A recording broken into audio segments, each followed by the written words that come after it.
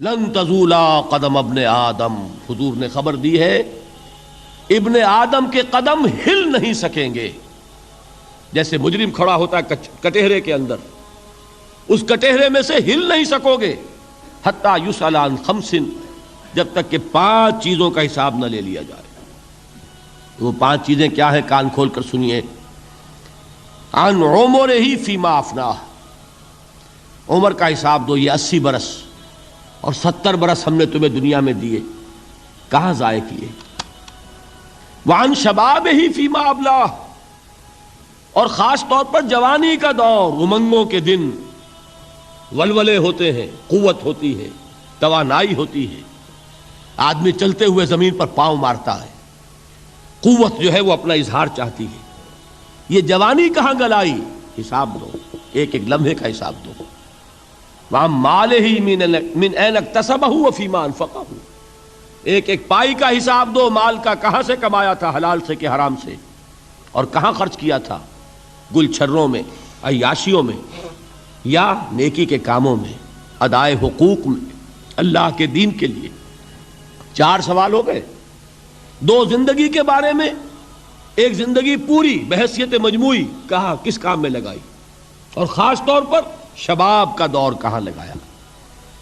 2 سوال مال کے بارے میں، کمایا کہاں سے، حلال سے کہ حرام سے، جائز سے کہ ناجائز سے، خرچ کہاں کیا. اور آخری سوال وعما عمل فیما علم، جو علم حاصل کیا تھا اس میں عمل کتنا کیا. علم کے انبار لگاتے چلے گئے اور عمل کے آغاز کی بھی نوبت نہ آئی. یہ علم جو ہے یہ اس روز سب سے بڑا وبال بن جائے گا انسان. اتنا علم اور عمل کچھ نہیں، بجائے کہ کریڈٹ کا ذریعہ بنے یہ الٹا ڈیبٹ کا کھاتا بن جائے گا. یہ جواب دہی کا احساس ہے کہ جس کی وجہ سے انسان کی ٹریجڈی جو ہے وہ دوہری ہے. کوئی حیوان اتنے بوجھ تلے نہیں، مشقت کی، محنت کی، اس زندگی میں ختم ہوئے، اس کے بعد کوئی محاسبہ نہیں. اس کو بھی غالب نے خوب کہا ہے کہ اب تو گھبرا کے یہ کہتے ہیں کہ مر جائیں گے، اور مر کے بھی چین نہ پایا تو کدھر جائیں گے. یہ ہے وہ ہیومن ٹریجڈی. اب میں آپ کو توجہ دلانا چاہتا ہوں. ایک تو گوتم بدھ کا فلسفہ، اس کے فلسفے کا مین تھیم یہ ہے سروم دکھم، آل از پین، آل از سفرنگ. اور اس نے جو بھی اپنی محنت کی یہ تو اللہ ہی بہتر جانتا ہے کہ اسے بعد میں ملا کیا اور کیا نہیں ملا. ایک بات آپ سے عرض کر دوں، گوتم بدھ کے بارے میں ایک بہت جید عالم میرے نزدیک بر صغیر پاک و ہند کے علماء میں جو اس صدی کے علماء ہیں ان میں ان کا بہت اونچا مقام ہے، مولانا مناظر احسن گیلانی رحمۃ اللہ علیہ. گیلان قصبہ ہے ایک بہار کا، وہاں کے رہنے والے تھے. ان کی زندگی زیادہ گزری حیدرآباد دکن میں، عثمانیہ یونیورسٹی میں استاد رہے. انہوں نے گوتم بدھ کے بارے میں یہ لکھا ہے کہ میرا یہ گمان ہے کہ وہ بھی اللہ کے نبی تھے، اور اس کی دلیل دی ہے. قرآن مجید میں ایک رسول کا ذکر آتا ہے، ذوالکفل، اور یہ ذوالکفل وہ ہے جس کے بارے میں ہمیں کچھ پتہ نہیں. قرآن مجید میں بھی ایک جگہ ذکر آیا ہے. نمبر 2 یہ کہ کسی حدیث میں اس کی کوئی ہمیں وضاحت نہیں ملتی، نہ حضور سے پوچھا گیا نہ حضور نے اس کی وضاحت فرمائی. اب یہ ذوالکفل ہے کون؟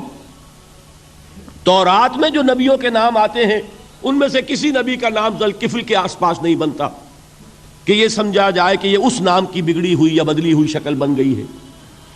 تو انہوں نے جو کہا ہے وہ بات وزنی معلوم ہوتی ہے اس اعتبار سے کہ کپل وستو، کپل، پے جو ہے وہ عربی میں ہے نہیں، وہ فے بنتی ہے.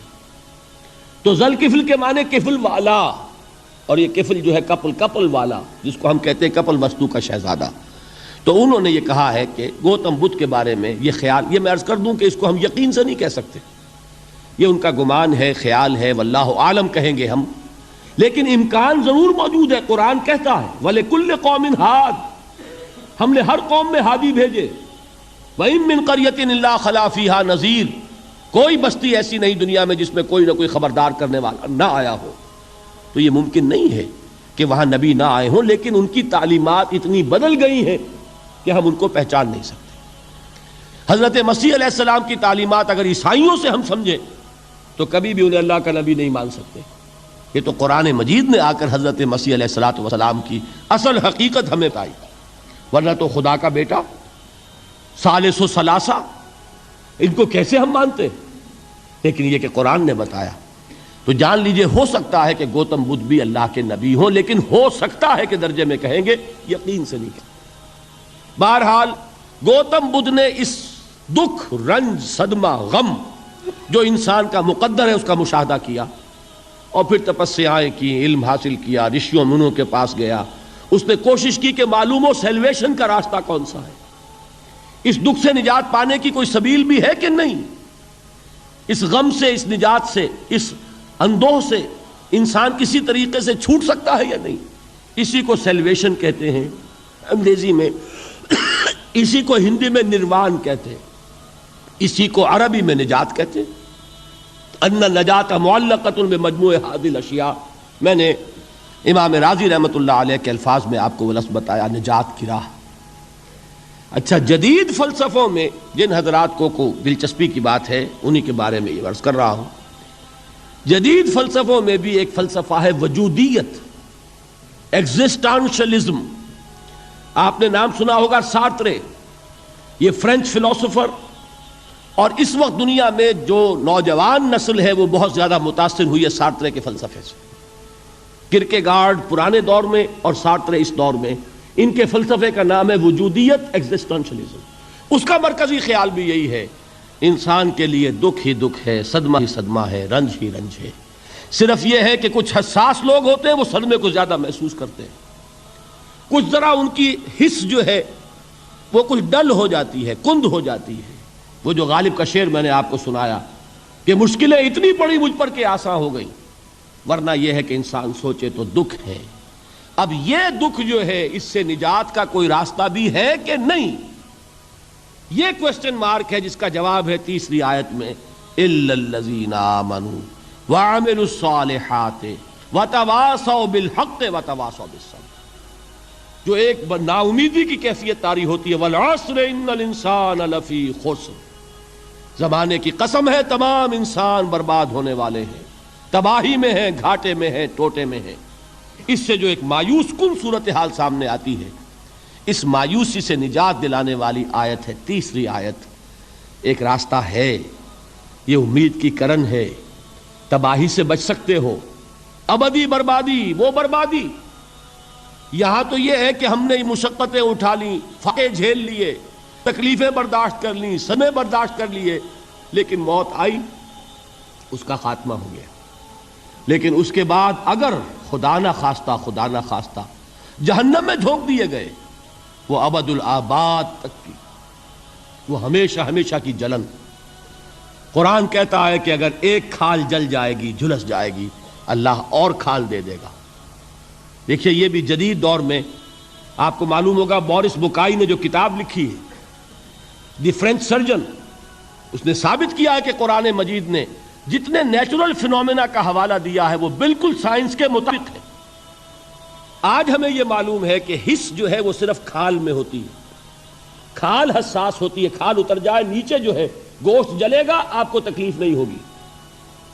معلوم قرآن نے کہا ہے کہ جب کھالیں ان کی جھلس جائیں گی ہم نئی کھال دے دیں گے، تاکہ وہ سوزش جو ہے، وہ جلن کا احساس برقرار رہے، وہ ختم ہونے نہ پائے۔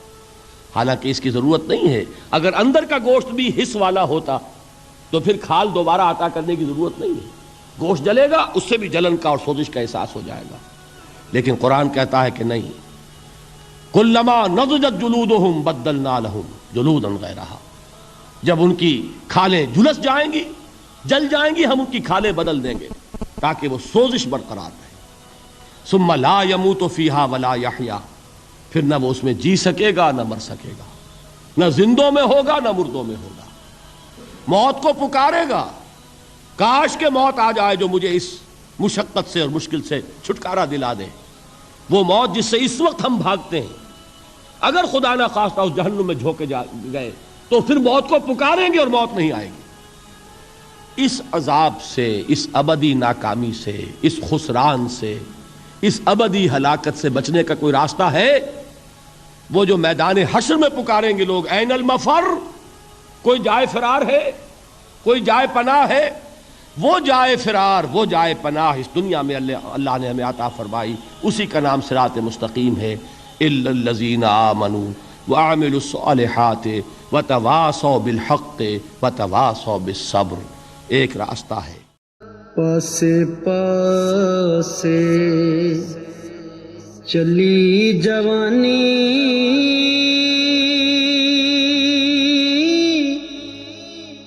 تے پاس نہ سدیا یاراں،